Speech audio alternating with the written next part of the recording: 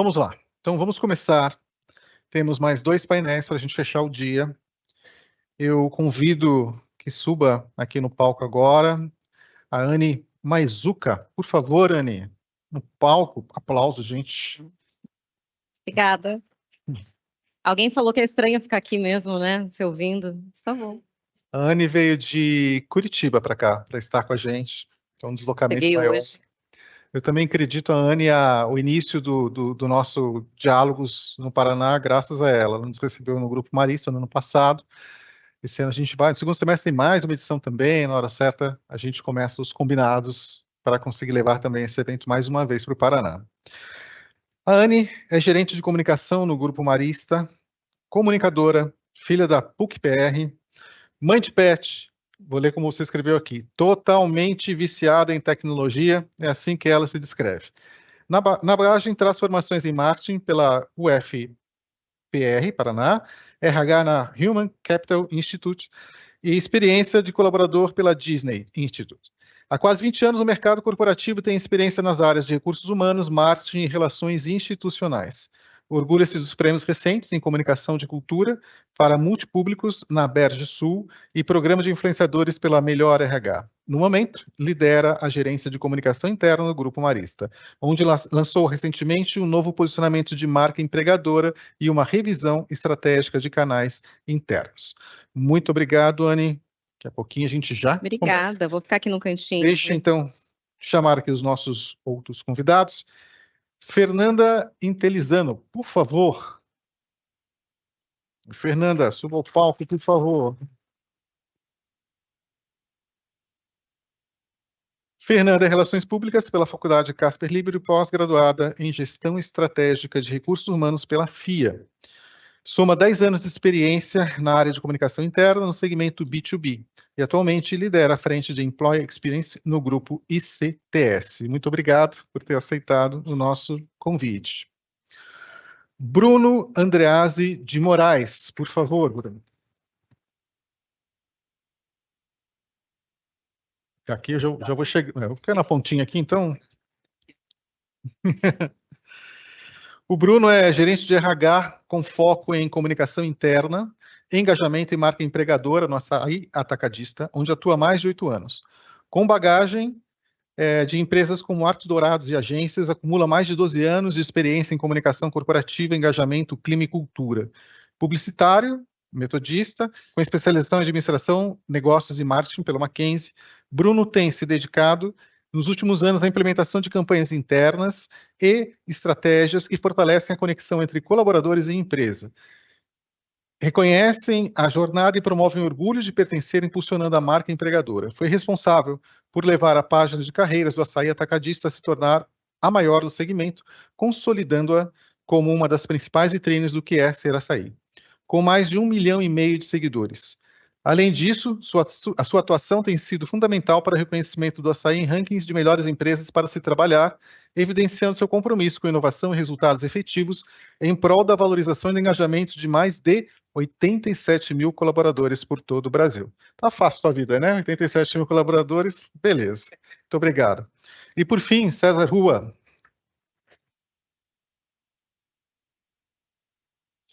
César também é quase sócio nosso aqui, né? Já veio em alguns momentos, sempre é bom contar com a sua participação, César. Profissional de comunicação corporativa com foco em ESG e engajamento interno, com mais de 25 anos de experiência adquirida em empresas multinacionais, consultorias e startups. Atualmente, é o gerente sênior na Vivo, responsável pelo planejamento estratégico de comunicação corporativa ESG, gestão de conteúdo, criação de posicionamentos, comunicação interna e ações de endomarketing. Cursou MBA executivo em marketing e comunicação pela SPM e graduação em administração de empresas na FAAP, em São Paulo. Anne, entregue para você em suas mãos. Divirta-se. Muito obrigada. Primeiro, como outras pessoas te chamam, eu te chamo de Zé por intimidade que eu mesma me dei. Mas, Zé, muito obrigada por esse momento. Primeiro, estou muito feliz de estar aqui com vocês. Cheguei hoje, vou embora hoje para Curitiba, mas eu tenho quase uma cadeirinha reservada ali no aeroporto de Congonhas já, de tanto que eu venho. Obrigada, Sompo, e obrigada, pessoal, porque assim, o papo com esses três rende tanto que eu acho que os 49 minutos talvez não sejam suficientes, assim, ele vai me gerar uma certa ansiedade, mas eu vou tentar. Eu tô com o celular, assim como os outros, porque vou acompanhar as perguntas e fiz umas colinhas aqui também, tá bom? Primeiro, quero dizer que foi muito oportuno, muito bem construído o roteiro de hoje, porque a palestra anterior falava justamente sobre marca, né? E aí, branding. E de repente a gente vai poder falar de employer branding, né? Não sei quantos de vocês aqui trabalham também com employer branding ou são responsáveis pela marca empregadora nas empresas de vocês, mas eu fiz algumas reflexões. Cadê o Rodrigo, que o Kogo falou que ia revisar para mim e não revisou? Mas eu disse para ele que eu escrevi algumas coisas que eu acho que é o que eu acredito sobre employer branding e o Kogo não me respondeu. Ele olhou ali para mim de cantinho, que eu acho que é isso para mim. Anne, marca empregadora se constrói e se destrói no que a gente faz, no que a gente fala.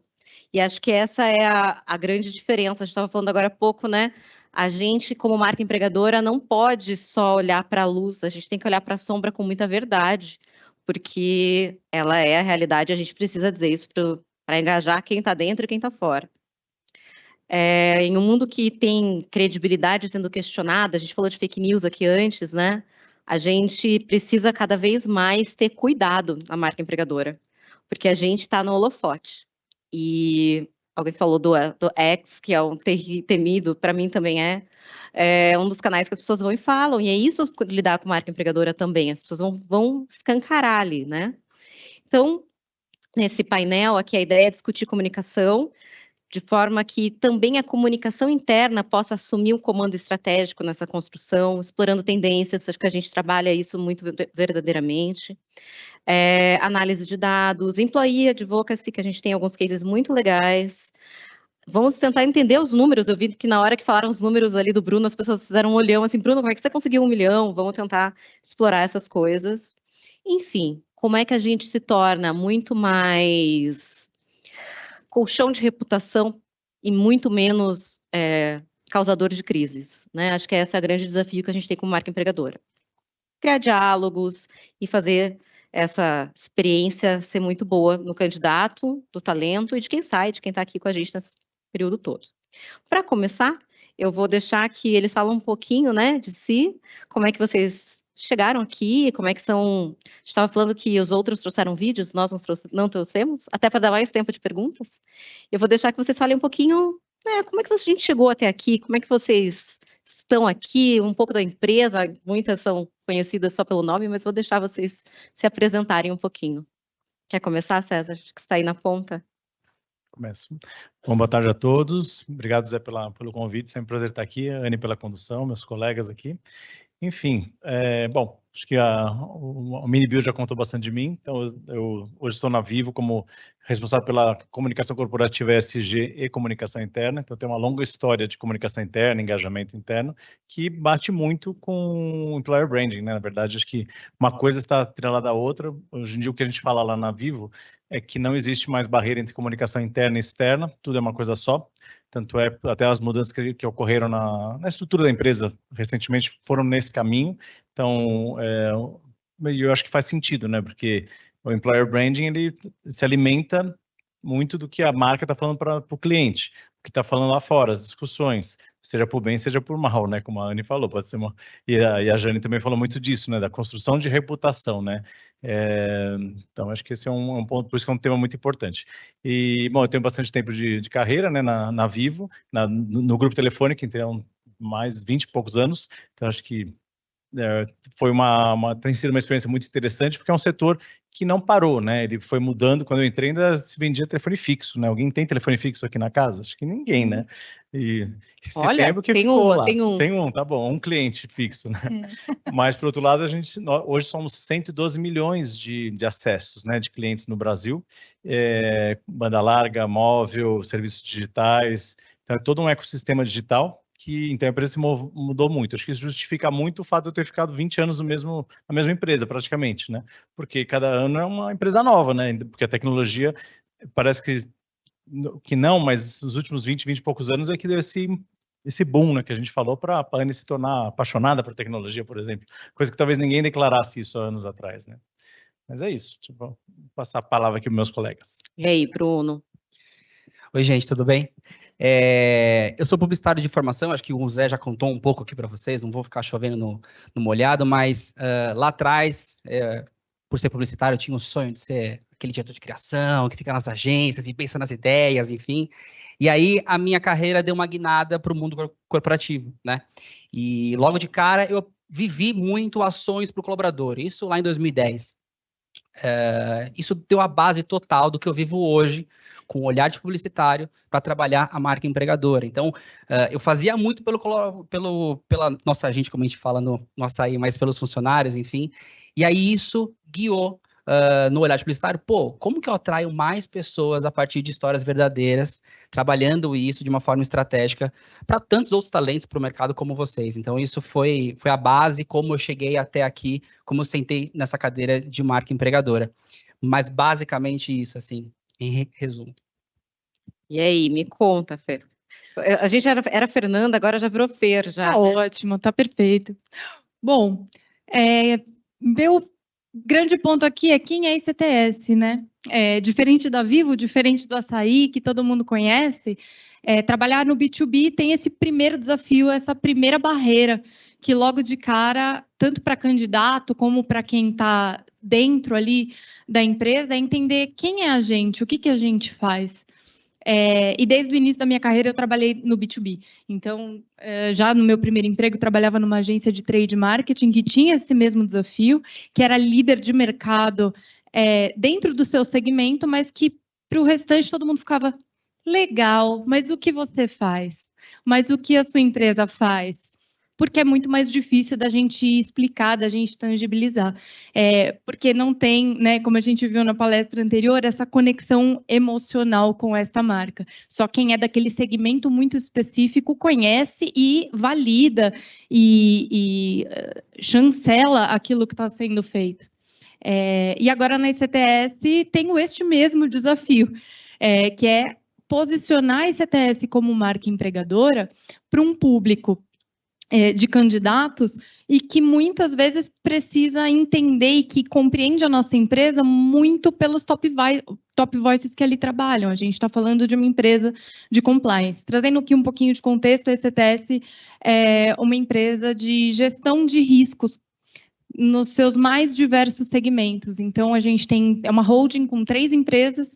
Uma trabalha com compliance as a service, canais de denúncia. A outra, a gente tem uma consultoria muito ampla de gestão de riscos, que vai desde auditoria interna até privacidade de dados, gestão de perdas, é bem abrangente. E a outra é uma de segurança pessoal mesmo, entendeu? A gente faz segurança de VIPs, a gente faz inteligência de rota de fuga. Então, é gestão de riscos em sua totalidade, que para um mercado muito específico é muito valoroso. Mas e para quem está chegando nesse mercado de trabalho? Então, o desafio é justamente esse. Muito legal. Eu sou Marista, né? Então, vocês viram ali, eu não sei quem conhece Marista, e é muito legal, eu vejo umas cabecinhas aqui, e é muito legal. Então, eu vou aproveitar, já que a gente não trouxe vídeo, para explicar que a gente tem ali... Primeiro, eu tenho a vantagem de poder me aproveitar das pessoas que saem do Marista, porque uma vez Marista, sempre Marista, e eu vejo as cabeças fazendo assim, porque quem foi aluno dos colégios ou das escolas sociais costuma falar isso. A gente tem também a PUC do Paraná, 2 hospitais, um totalmente SUS e um particular lá, o São Marcelino Champagnat e o Cajuru. E aí essas escolas, os colégios sociais fizeram agora parte de um outro negócio. Mas, enfim, agora apresentados os negócios e as pessoas, esse é o painel. Eu gostaria de fazer uma pergunta que a gente já tinha até pré-combinado aqui, mas traz também um pouco do que a Valéria perguntou, que ela pergunta sobre branding, employer branding, como é que a gente faz isso para engajar o time interno e alavancar os resultados. E a gente tinha falado sobre isso, né? No dia a dia, como é que vocês garantem que esse diálogo seja eficaz? O que vocês fazem para que esse diálogo seja verdadeiro e eficaz? Acho que essa é a grande questão. Colando com marca empregadora, né? Vamos lá, vocês querem? Vou inverter? Bruno, vai lá. Vamos lá. Acho que tem uma forma de trabalhar que a gente estabeleceu na área, que é olhar para essa jornada do colaborador em alguns momentos, né? Acho que pode ser muito óbvio para as pessoas, mas pensar nesses momentos de atratividade, então a gente chama de vencer açaí, quando a pessoa de fato se candidata, passa pelo processo, enfim, ela vive o momento de sou açaí. E aí, enfim, ela constrói a sua carreira dentro do açaí, ela vive o momento de somos todos açaí, porque ela faz parte agora da nossa companhia, e aí, em algum momento, obviamente, aquele namoro chega até o final, aquele relacionamento por alguma das partes, a gente chama isso de para sempre açaí. Então, a gente cuida desses 4 momentos de uma forma apartada, só que numa visão que é uma mandala, porque todas em si influenciam. Quem está saindo influencia muito quem está chegando, né? A própria Jane falou ali muito sobre como você quebra aquele trabalho de marca construído, você está, na verdade, colocando um comentário negativo e muitas pessoas que gostariam de trabalhar lá, vendo essa sua experiência, falam, acho que esse lugar não é para mim, acho que esse daí eu não quero viver. Então, assim, a gente trabalha em cima dessa mandala, com ações específicas e construindo o diálogo, né, como é o painel aqui, muito com feedback. Então, a gente tem pesquisas em cada um desse momento, a gente tem ações via RH em cada um desses momentos e também junto à liderança. Então, é uma forma que a gente tem ali de gestão, não só das ações, mas de como a gente trabalha em cima dessas percepções de cada um que está vivendo esse momento. Pode parecer que, às vezes, o vencer e o sou são os mais positivos, mas a gente tem visto ali, isso é um spoiler para vocês que vai ser enviado para o mercado ainda, mas assim, o Somos Todos, a gente tem conquistado aí ótimos índices de engajamento dos colaboradores. Quem fica, de fato, né, quem escolhe criar a sua carreira aqui lá no açaí, se torna um grande embaixador, aí a gente chama de açaí chonado. Que legal, a gente, muito legal, né? Açaí chonado. A gente tem, eu uso uma vez marista, sempre marista. E o pessoal que sai também com essa dor, às vezes. E aí, já que uma vez, sempre, eu vou passar para o César, porque eu já fui também da Telefônica, né? Tive o prazer de trabalhar com o César. E aí eu queria saber como é que é lá no dia a dia, César. Como é que você traz esse diálogo aí, né, para a comunicação? Já há algum tempo a Vivo tem adotado uma comunicação de pessoas para pessoas. Até bate um pouco com o que o Kotler fala, né? Sem querer parafraseá-lo, mas é isso. A gente faz uma comunicação que as próprias pessoas comunicam. Então a gente já desmontou um pouco aquela regra de comunicação de top-down e nisso também acabou indo para fora e para dentro. Para isso a gente tem ações concretas, né? Uma delas é um grupo de influenciadores que é o Vivo Creators, né, que são pessoas, colaboradores, né, que são selecionados e participam de um treinamento, e eles falam, um grupo fala para dentro, outro grupo fala para fora, né, nas suas próprias redes sociais. Os que falam para fora são aqueles que fazem mais essa ação de employer branding, que realmente tem essa função de atrair, né, e os que falam para dentro retêm os nossos talentos, né, e com o diálogo constante, porque é o diálogo deles contando a experiência deles ou o que eles vivenciam dentro da empresa para fora, e também aberto porque daí eles estão se expondo ali, então de alguma forma sempre tem uma troca, né? E até um pouco você falou do açaí, lá a gente tem o Vem para Vivo, que é quando essas etapas também são bem definidas. É o Vem para Vivo, que é a parte de recrutamento, daí eu tô na Vivo, quando tem a parte de ambientação, etc., onboarding, aí daí vai todos os outros ciclos, né, para que ele vai se adaptando e vai conhecendo mais da empresa, né? Mas o diálogo realmente, e esse diálogo ele não necessariamente é um diálogo só da base. Então a gente coloca muitos diretores ou a alta liderança para falar, né? Ou em pequenos vídeos, para serem embaixadores de alguma coisa, para também contar como é que foi a experiência deles, contar um pouco a história de carreira. A gente tem muitos hoje altos executivos que começaram como trainee na Vivo há alguns anos atrás e hoje assumem cargos altos. Então a gente explora muito esses personagens para que eles contem essa história, né? Por isso que eu falei que é um diálogo sempre e até saindo um pouco daquela aquela campanha bonitinha, ideal, né? Então a gente quer realmente que seja uma coisa mais humanizada. Sai da zona de segurança, né? E aí, falando em segurança, vai lá, Fer. Eu acho que um ponto super importante é a gente entender que as empresas têm níveis de maturidade, inclusive em comunicação, que estão em patamares diferentes. Então, eu acho que o primeiro passo é a gente conseguir ter uma autopercepção e ler esse cenário de maneira estratégica, de que o estratégico não é fazer o que é tendência, sem olhar se essa tendência atende o meu público na maturidade em que ele está. É um processo de melhoria contínua. Por que eu digo isso? Porque a gente quer chegar lá. A gente quer chegar em um programa onde as pessoas falem ali dentro e que as próprias pessoas disseminem essa comunicação. Mas a gente não está preparado para isso. E aí, cabe a nós, como uma área que tem essa percepção na mão, tem esses dados, entender onde é que a gente está numa pirâmide de Maslow básica. Se eu não resolver o básico que está lá embaixo, eu não consigo chegar em patamares mais legais de maneira estruturada, e esse castelo vai ser um castelo de carta que vai cair. Então, o nosso primeiro passo aqui, a gente está bastante atrás nesse sentido, mas eu não falo isso de forma ruim, não. Eu falo isso porque a gente está num momento de perceber que é necessário construir essa fundação de maneira mais consistente. Então, a gente ouviu as pessoas de que, cara, elas não tinham acesso claro a informações básicas de políticas, de processos, elas tinham dúvidas. Então, elas estavam muito pouco interessadas naquilo que a gente falava como institucional e aspiracional, porque ela queria saber as regras do plano de saúde com mais clareza. É simples, tão simples quanto isso. Então, a estratégia também está em perceber esse momento e falar, ok, eu preciso arrumar a casa. A gente arrumou a casa e agora a gente está em passos de formiguinha, que é colocar esses programas de influenciadores para ações pequenas. Eu acho que esse é um case bacana que dá para trazer para um cenário menor, que ao invés da gente trabalhar em empresa, ainda não identifiquei quem são as pessoas que podem ser esses influenciadores em longo prazo.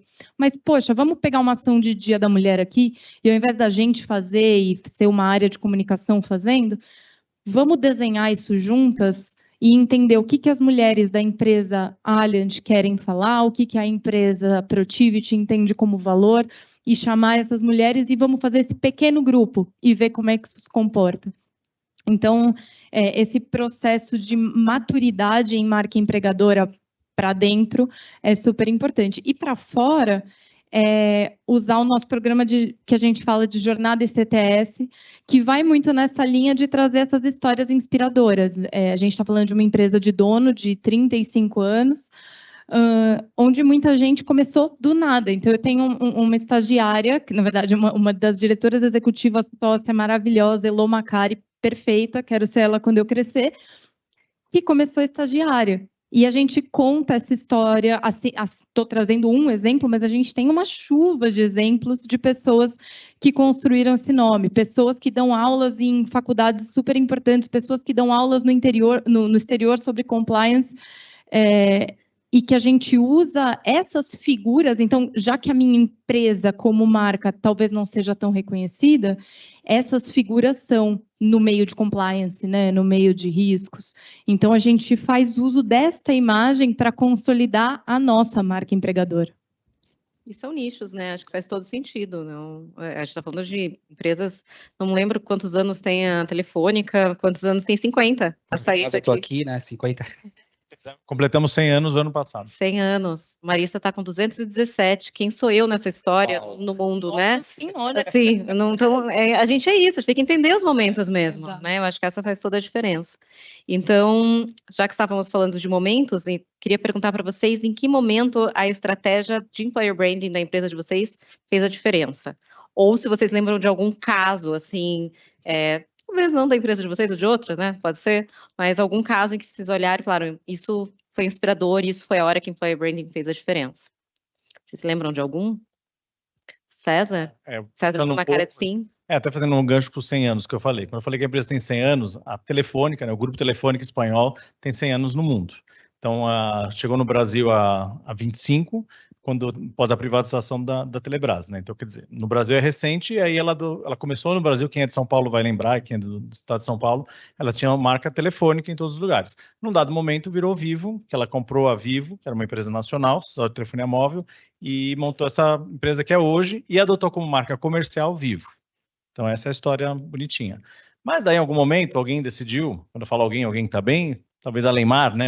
Aliás, com certeza a Leymar daqui, e níveis altos, que a marca empregadora deveria ser Telefônica no Brasil. Só que já virou Vivo comercial. Então, era um dilema. A gente não conseguia fazer a coisa direito, porque você estava... O futuro candidato, por exemplo, como ele era impactado pela marca Vivo, no comerciais, etc., ele até criava um desejo de ter uma experiência de trabalhar na Vivo, mas daí quem estava recrutando era a Telefônica. Daí eu falei, mas quem é a Telefônica? Ainda mais quem era mais jovem, não tinha vivido a era da Telefônica aqui no Brasil como marca, né?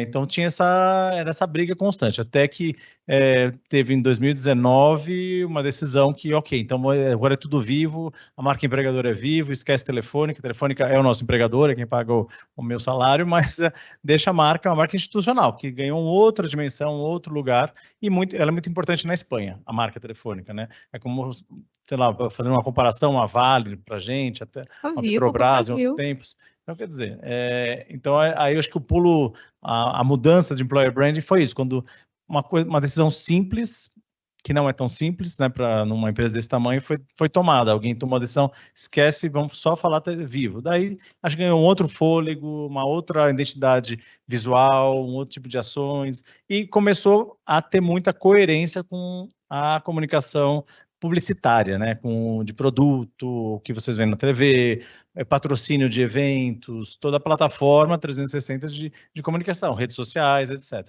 Isso por bem e por mal, tá? Mas a gente pode falar mais para frente outra parte aqui do diálogo. Daqui a pouco a gente conta o lado do mal, que acontece, todo mundo tem. Adoro também saber os casos do lado do que deu errado. Mas e aí, Bruno, você tem alguma coisa? Olha, acho que assim, quando a gente fala em números, né, como você falou, putz, impressiona, você fala, 1 milhão, né? Foi isso, na hora que você ouviu 1 milhão, eu falei, caramba, como é que você fez isso? 1,5 milhão já, assim, de fato, quando a gente percebeu que, cara, somos a maior, dá aquele, você fala, o que a gente tá fazendo, né? Porque você, às vezes, tá fazendo tanto o seu dia a dia, traçado lá atrás, que você fala, e agora? Mas quando eu ponho um olhar sobre isso, quando eu paro para pensar, eu acho que assim, levanta a mão aqui, quem fazia algum trajeto e de repente viu uma loja do açaí agora que mudou, inaugurou, você fala, tava passando ali no meio da Vila Mariana e tal, uma loja. Olha lá. É isso. É muito desse reflexo, é muito reflexo do crescimento da companhia. Se a companhia está crescendo, a gente tem um compromisso de fazer com que as pessoas cresçam. Se as pessoas crescem, eu abro vagas e aí toda a cadeia vai desenrolando. Então, assim, a gente criou muitas vagas e a gente soube, acho que, surfar nessa onda de crescimento da companhia, de expansão, né, da companhia, muito bem. Trabalhando em si o engajamento das pessoas que faziam parte, usando elas como multiplicadoras, aí, como influências, como o César comentou, mas também, dado que atuamos hoje no Brasil inteiro, mais de 30 lojas aí, como que a gente fortaleceu essa marca nessas regiões? Então, enfim, dado o nosso setor que é varejo, você deve imaginar nossa rotatividade, nosso turnover, aí, essa palavrinha que dói a todo mundo que é de RH, porque é custo, né? Mas como que a gente soube, nessa rotatividade, usar a marca e fortalecer a experiência das pessoas? Lembra que eu disse dessa mandala? Então, a gente pôs ela para girar nos últimos, digo aí, 6 anos praticamente, com essa expansão super acelerada dessa forma. Que legal. E a gente precisa aceitar, né? Alguns setores têm turnover alto, gente. É isso, gente. É o que é. Não, e não tá imagino tudo que bem, outros têm. Tá tudo bem. A gente só precisa entender o que a gente precisa fazer com marca empregadora nesse quesito, quais são as estratégias que a RH vai ter, e a gente vai dar um jeito. Tá tudo certo. A pior coisa é manter alguém que não quer ficar, ou que não está sendo produtivo, assim. É saudável mudar, né? É lógico, assim, acho que... a pessoa livre para poder escolher se ficar ou não. Eu lembro de ter ouvido uma palestra que falava sobre a retenção. Cara, às vezes a gente fica pensando tanto nessa retenção, né? Eu quero manter alguém aqui que, de fato, que não quer ficar, então, às vezes, a gente investe muito mais, gasta muito mais energia, tempo, líder, enfim, com uma gestão de alguém que, assim, já está desengajado, enfim, já virou um detrator e não um promotor. Verdade, tem toda razão. Fer, e aí, você tem algum momento, algum case, alguma coisa que você lembra sobre isso? Olha, eu acho que, ainda mais nesse momento de guinada do que a gente está fazendo como marca empregadora, eu acho que eu posso citar 3 pontos principais que ajudaram a gente a construir a traçar esse caminho, né, para a gente começar a pavimentar essa estrada.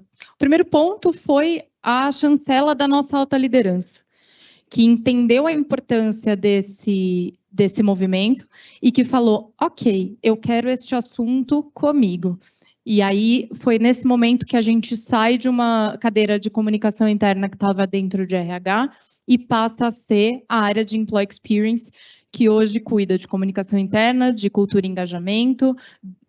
O Employer Branding, a gente lidera esse squad, obviamente em parceria com atração e seleção e com marketing, porque a gente não constrói sozinho, mas é meio que o ponto focal dessa temática.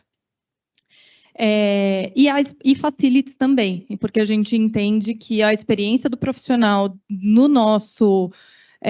dentro do nosso ambiente, ele diz muito sobre a experiência. Então, a gente abraça essas 4 vertentes, respondendo diretamente para o CEO. E aqui, gente, não tem certo e errado. Tem empresas que isso funciona perfeitamente bem dentro de um RH e está tudo bem.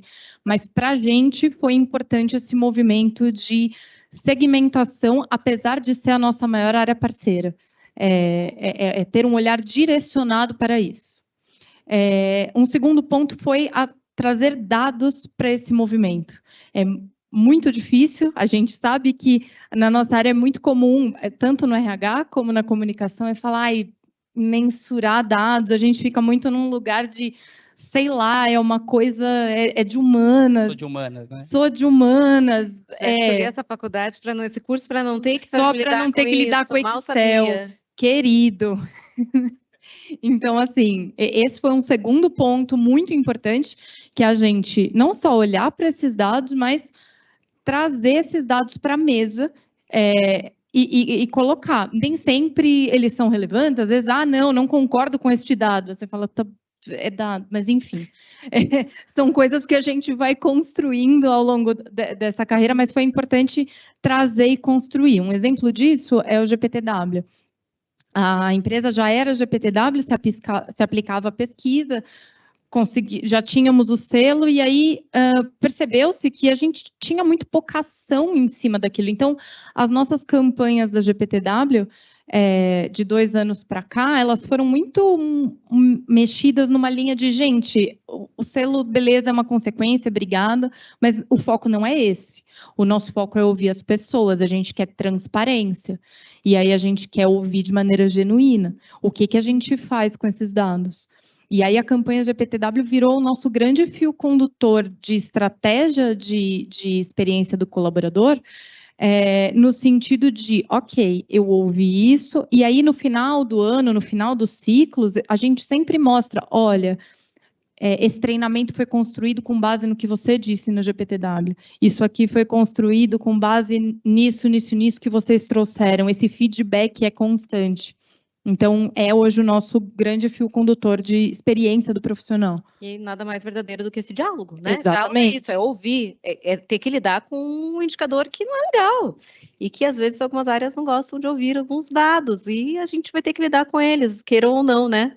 Então, acho que... Então, se eu pudesse resumir, eu diria que é a proximidade da liderança e dados. Muitos, muitos e muitos dados. Muito bem. Eu vou aproveitar agora, então... Todo mundo já sabe que Employer Branding não é uma campanha bonitinha, né? Que não é isso que a gente faz.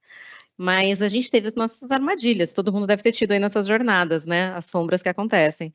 Então, eu queria saber se vocês já caíram nessas armadilhas de comprometer a credibilidade de marca ou a relação com a própria empresa, se vocês tiveram algum case que já viveram, ou algum case que viram, já que talvez não possam falar da própria instituição, que querem contar de marca empregadora que derrapou, que salvou, mas alguma coisa assim que deu aquela derrapada, uma experiência ruim, vocês têm? Olha, vamos lá. Jane estava aqui, falou de um atacadista, eu já sentei na cadeira e fiz assim, ó, meu Deus, por favor, não seja o açaí. Eu vi essa cena. Olha lá, ela falou que não é. Jane, então eu te convido a você ser mais cliente nossa ainda. Aí, é isso. Eu vi ele derreter. Eu fiz assim, ó, gente do céu. Mas assim, óbvio, quando a gente trabalha com branding, né, como você trouxe, é um teto de vidro, né? Quando a gente pensa nesse número de colaboradores, estou falando de pessoas, de carreiras, de jornadas, de relação líder-liderado, de frustrações, enfim. Por mais que a gente tenha um compromisso de desenvolver, ter uma universidade que capacita, o quanto que a gente investe, nem sempre a gente é capaz de oferecer a mesma experiência de norte a sul, por mais que a gente tente. Mas são pessoas que atendem pessoas, pessoas no seu dia a dia, que tem dias que acordam no avesso e podem piorar, vamos colocar assim, não contribuir com uma boa experiência de um outro colaborador. Então, assim, o que eu, pensando numa casca de banana, assim, né, uma coisa que... Escorreguei.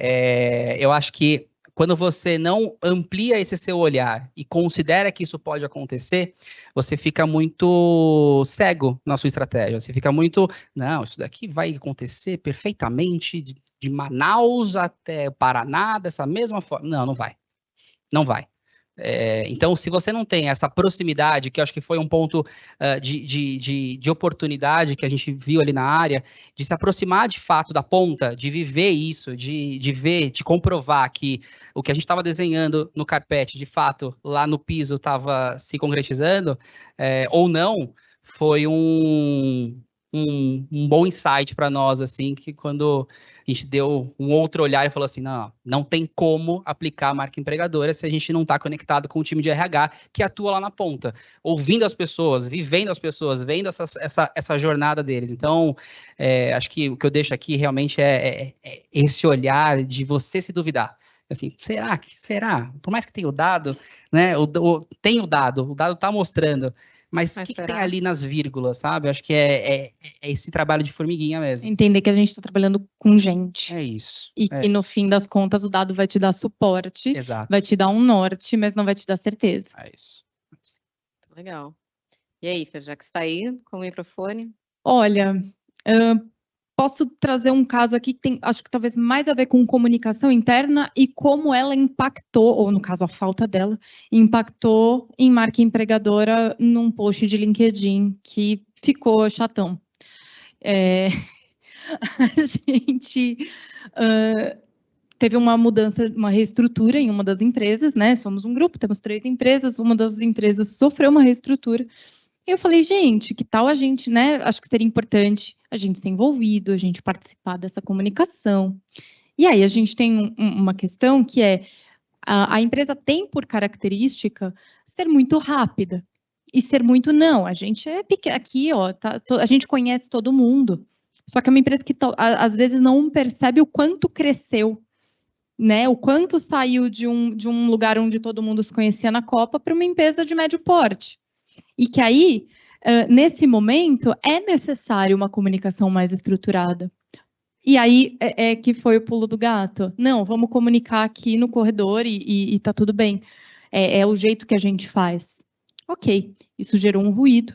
Esse ruído gerou uma frustração em alguns colaboradores, porque sem compreender o cenário como um todo, se entenderam ali perdidos nesse ambiente, falaram, eu vou perder espaço, eu não vou mais responder para quem eu respondia, e enfim, na verdade não era nada daquilo, a pessoa gerou tantas confusões na cabeça dela, que poderia ter sido resolvido com uma campanha estruturada, um media training bem colocado, e que isso gerou um pedido de demissão de uma pessoa que a gente não queria perder, por conta desta falta. Isso faz muito tempo, já houve evolução, mas é como no caso, a falta de uma comunicação estratégica interna pode impactar em marca empregadora, sim, e impacta.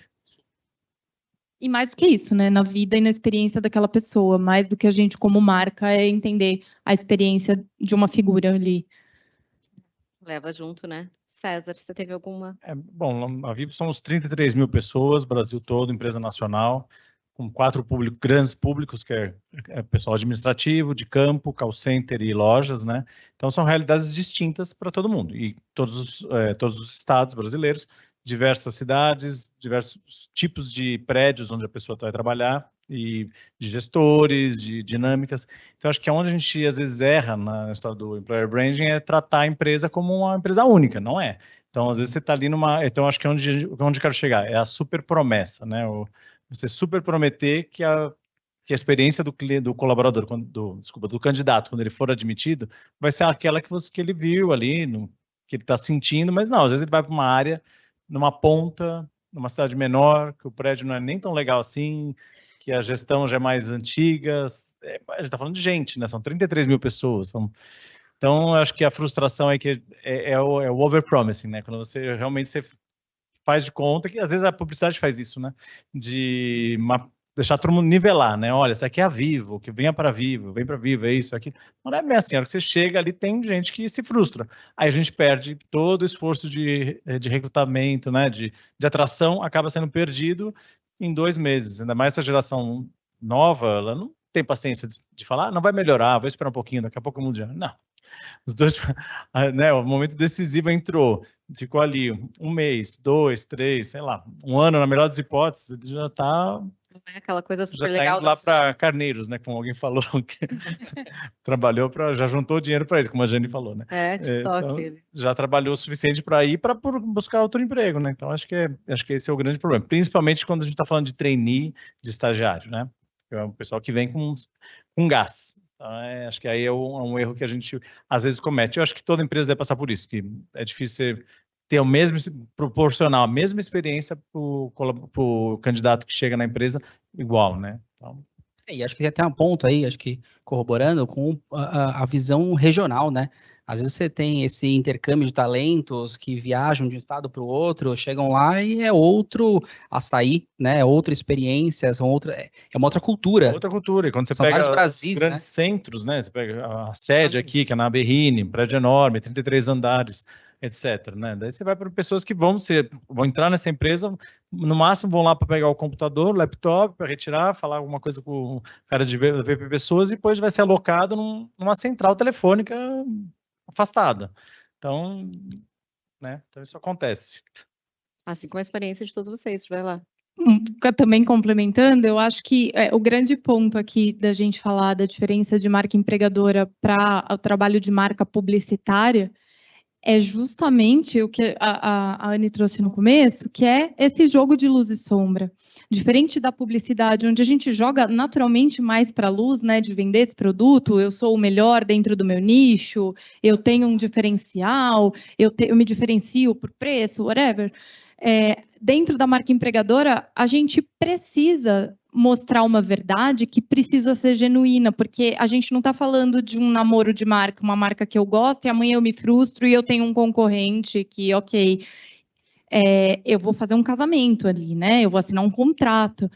Então, esse jogo de luz e sombra é que nem um casamento com a gente sabe o relacionamento que a gente tem, a gente sabe que a pessoa com quem a gente se relaciona, ela não é perfeita, e a gente sabe o que a gente tolera e o que a gente não tolera. No caso de marca empregadora, por exemplo, a ICTS, ela é uma empresa muito dinâmica. Ela é uma empresa nacional, onde as decisões são tomadas com muita agilidade e às vezes as coisas mudam do dia para a noite. Isso é uma característica. Eu não estou dizendo que isso está certo ou que isso está errado. Eu estou dizendo que eu preciso colocar isso na mesa porque tem pessoas que não vão se adaptar a essa cultura. Tem pessoas que estão acostumadas com uma cascata de tomada de decisão que as coisas demoram, que precisam ser aprovadas pelo superintendente e precisam ir para a matriz na Suécia. E não vai funcionar desse jeito. Então, esse é um dos grandes pontos, eu acho, que de marca empregadora, é a gente entender essa verdade no e crua, do tipo assim, olha, eu sou assim, tudo bem para você? Isso, a gente estava falando, é muito de verdade, né? A gente estava falando isso. Pra verdade. É muito, né? Embora seja mediadora, vou trazer um case, vou pegar um light. Você está junto com a gente aqui, Anne. Vou trazer um case que não fui eu, graças a Deus. Nesse caso, graças a Deus mesmo, muito bem, veio a palavra, numa campanha de employer branding, enfim, uma campanha até de ativação que fizeram lá. Eu conheci a pessoa e ela fez uma ação de um determinado tema e feriu um valor nosso e literalmente foi parar em Roma, literalmente foi parar no Vaticano. De verdade, a gente quase perdeu a palavra pontifícia na Universidade Católica do Paraná. Então, assim, acontece, gente. A gente também erra. Eu adoro fazer. Né? Oi, desculpa. Quem vai lá? E aí, assim, né? Quem vai lá explicar, pedir desculpa. Então, né? Pro enviado. Né? Eu sempre falo que o chefe do meu chefe é o Papa. Então, é isso, né? Temos essa questão. E lidar com isso, né? Sobre verdades, por exemplo, eu sempre falo, tipo, gente, Marista, você está entendendo o que talvez a gente tenha uma questão, se você A gente tem um hospital que é São Marcelino. Se o santo é uma coisa que te agride, você vai trabalhar num lugar que você vai trombar no santo em todos os andares, em todas as salas de reunião. Então, são verdades, é o que a gente tem para oferecer. Se você quer, vem, legal. A gente acolhe, respeita todo mundo, graças a Deus, as pessoas, né, se sentem muito bem acolhidas, mas se isso não é legal para você, tá tudo bem. A gente precisa ser verdadeiro. Então, acho que essa é uma boa questão. Nesse ponto, assim, Anne, acho que o nosso trabalho e quem trabalha também com esse tema se torna cada vez mais importante de ter esse olhar, né? De ter essa sensibilidade de quando você vai para fora, quando você atua dentro de um LinkedIn, quando você olha comentários de Glassdoor, quando você começa a olhar o que estão falando da sua empresa aí. Não adianta você querer fazer marketing, ser marqueteiro, assim. Ou você coloca a verdade, gente, porque o seu post vai ter comentários abaixo de pessoas que trabalham na sua empresa falando que aquilo não é verdade. E aí? Se eu vou apagar o comentário. Ferrou. Aí esquece. Aí, a partir não daí, apaga. É o caminho do... Aí acabou. Foi para a rede, não apaga, né, gente? Então, acho que torna cada vez mais esse cuidado, essa sensibilidade, esse olhar, enfim. Tô até com o meu time aqui de Employer Branding, porque vocês imaginam a enxurrada de informações que a gente recebe no dia, de fato, é separar o joio ali, e a gente fala assim, pô, isso aqui vai dar sucesso. E é muito bacana, quando você falou quando a marca empregadora extrapola, né? É isso, quando os próprios colaboradores entendem aquele sentimento, de fato atuam, né? Com esse sentimento de somos todos açaí, como a gente chama lá, e, cara, e vão para suas redes como influencers mesmo, né, César? E postam porque querem postar, porque sentem orgulho, porque tem aquela paixão, né? Isso torna muito verdadeiro mesmo. Sabe que a gente tem um índice lá que é muito bacana, que é de retorno. Muito, muito comum para mim, é um dado, falando de dados de employer branding, quantas pessoas saem e voltam. E é um volume que as pessoas é muito grande, que as pessoas vão para outras organizações. Enfim, né, a grama do vizinho. Tem uma saudade do teu ex. Saudade do ex, aquela coisinha, e volta, e é muito verdadeiro, a gente tem muitas pessoas que voltam. A gente tem esse dado também, e a gente conta as histórias dessas pessoas. É maravilhoso, do tipo, assume, por que você voltou? O que te fez querer voltar? Muito legal isso. Bom, se vocês pudessem dar um único conselho, tem mais 2 questões minhas e mais algumas aqui pouquinhas. Eu até vou incentivar quem tiver aí, quiser mandar perguntas, aproveitem. Mas se vocês tivessem um único conselho para dar para quem quer, enfim, está começando ou quer fortalecer a marca empregadora, o que vocês diriam? Assim, estou começando, qual é o conselho que você tem para me dar? Vai. Vai lá, Fê. Benchmarking não é lição de casa. É muito legal ver o que as outras empresas estão fazendo, trocar figurinha é sensacional. Eu adoro vir nesses eventos, porque eu anoto várias coisas, tipo, puxa, será que isso aqui daria certo? Isso é muito legal? Legal. Mas não leve isso como uma verdade ou como isso vai funcionar, porque provavelmente não vai. Estude o seu cenário, entenda a maturidade da sua empresa, entenda a realidade dos seus funcionários, da sua marca, a maturidade da tua empresa, do teu board de liderança, para depois colocar uma ação dentro de casa. Legal. Ótimo. Eu diria consistência. Sejam chatos, né? Queiram garantir aí a experiência de ponta a ponta, para aí sim vocês pensarem numa estratégia. Vão para as lojas de vocês, aonde está o público mais operacional, quem de fato faz a companhia, e escutem essas pessoas. Eu acho que é daí que vocês terão insights. Como você falou, é ótimo, a gente vem aqui, anota e pensa em ideias, meu time fica louco, eu já mandando mensagem. Pedindo orçamento já? Calma. Somos uma empresa de baixo custo, que pesa pela... Eu sou uma filantrópica, entendo.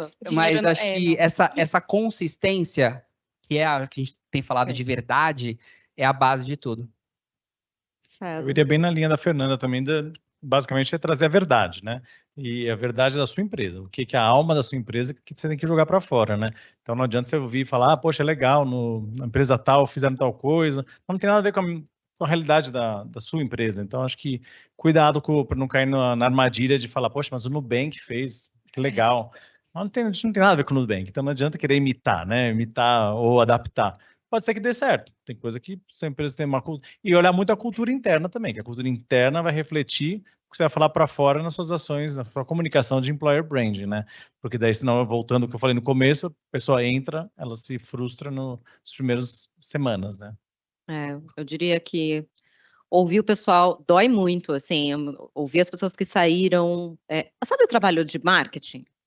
Que nós, comunicação interna, acabamos esquecendo no meio do caminho, preso na pastelaria, que fica, às vezes surge. Acho que esse é um grande caminho. Se espelha lá, porque pesquisa, ouvir o que dói, ouvir as pessoas que saíram, ouvir os resultados ruins, antes de fazer alguma coisa, é muito verdadeiro. Acho que é uma excelente dica. Aqui tem uma pergunta que já vinha com a minha. Vamos lá, eu vou trazer. Tem uma da Cláudia, que vinha numa minha, assim, se vocês pudessem fazer. A Cláudia Silva trouxe assim, qual a proposta de valor para o colaborador que vocês utilizam para atrair ou reter o talento mais qualificado, né, e mais sênior? E aí eu também diria que eu já ia fazer isso para vocês de uma forma que se vocês tivessem poucos segundos, né, para vocês venderem a marca empregadora da empresa de vocês, o que vocês diriam, né? Qual é o grande... Qual é a tema? Olá, Fê, tá contigo. Eu diria que é uma excelente oportunidade de aprender para quem está começando e uma excelente oportunidade de se consolidar para quem está dentro de um nicho específico de compliance. É um lugar onde a gente tem esse poder de mudar e de ser ouvido e de construir uma empresa nova a cada ano com as necessidades do mercado. Então, para quem gosta de pôr a mão na massa, é o lugar que você deveria estar. Bruno, por que eu vou para açaí? Oi? Por que eu iria para açaí? Eu acho que assim, hoje o açaí, ele em seu propósito, ele gera prosperidade para as pessoas. Eu acho que muitos aqui almoçaram, quem está o dia inteiro aqui, passaram pelo porteiro, enfim, é prosperidade para essas pessoas. É para quem está transformando o alimento com o seu negócio, querendo ter prosperidade. É para o porteiro que está querendo fazer suas compras no menor custo, para a gente que considera que nosso dinheiro importante ali para fazer render mais. Mas não só isso, é uma empresa de pessoas para pessoas. É uma empresa que aposta, desenvolve, a gente tem N cases de carreiras, então, quando a gente fala de tempo de casa, são pessoas que chegam, ficam, mesmo com alto turnover, quando passa de um ano ali, se apaixona pela marca e continua. E tem sido esse o nosso fio condutor para reter as pessoas. Clima, desenvolvimento e oportunidade. E reconhecimento. César, qual a proposta? O nosso propósito da Viva é digitalizar para aproximar, né? Então, acho que aí traz muito, são três palavrinhas aí que dizem muito. Então, acho que mostrar para quem vai entrar que o trabalho dela vai impactar, você vai estar aproximando pessoas, né? Através do digital, você vai aproximar pessoas para que elas sigam trabalhando remotamente ou se conectando, fazendo tudo que a gente faz aqui, que a gente nem percebe que tem que ter uma empresa de telecom por trás, né? Que senão a gente não estaria nem transmitindo esse evento, basicamente, para fora, né? Ou tanta coisa que a gente faz e o que é o commodity, na verdade, é parte da nossa vida hoje, né? Então, acho que esse é o gostoso de ver. Ou quando você ouve uma história que a conexão salvou uma vida, como aconteceu no Rio Grande do Sul nas enchentes, que ali, às vezes, o sinal do celular, os bombeiros conseguiam achar as vítimas. Então, esse tipo de coisa é interessante, né? Daí você fala, pô, tá valendo a pena, né? Ficar lá tanto tempo. Muito legal. Eu diria que para mim, né, se eu pudesse falar do Ser Marista, com o que vale a pena, a gente tem dois negócios. Você fala, eu poderia estar fazendo uma coisa muito chata, vendendo um produto muito ruim, mas a gente cuida de educação e de saúde. São dois propósitos que a gente realmente acredita que pode mudar o mundo. Então, independente, né, de qualquer coisa, a gente acredita que temos muitas possibilidades de carreira. Você só sai dali, no final você pode ir para o hospital, para uma universidade, para uma editora, né? Então, acho que essas são oportunidades muito bacanas. Então, né, concluindo aqui as nossas propostas. Gente, eu me sentindo, eu estava brincando, né? Eu não posso dizer que eu sou a Madonna, como disseram no começo, mas eu estou me sentindo uma K-pop aqui, ó, com essa daqui, com esse microfone pop. Geração aqui, Z aí. Geração Z, e entender que eu não posso dizer que eu sou Madonna com essa cara. Eu estou aqui, ó, fechando nos 18 segundos, terminando, britanicamente, pontualidade. Se vocês quiserem falar alguma coisa, é a chance. E é isso, gente. Obrigada da minha parte. Muito, muito obrigada. Obrigado a você, Anne. Obrigado, José. Acho que todo mundo que está apoiando no evento, a vocês que vieram aqui, é super bacana ter essa troca, a gente dividir um pouco de ideias, a gente ter essa troca de vocês também, quando vocês balançam a cabeça, é verdade, isso aí faz sentido. E todo mundo que está conectado aí também. Acho que foi ótima tarde aqui. Isso, gente. Muito obrigada pelo convite. Queria agradecer, Anne, pela super troca, José pelo convite e meu time, gente, maravilhoso, que sem eles a gente não tira nada do papel. A estratégia é ótima, mas se a gente não tiver gente colocando isso na prática, é quem faz o nosso dia a dia acontecer. Agradecer e que bom que a gente tem a oportunidade de poder falar e contar histórias aqui, né? E esse olho no olho que a Jane falou realmente faz a diferença nessas horas. Isso aí, gente. Obrigada. Conecte com a gente. Valeu, gente.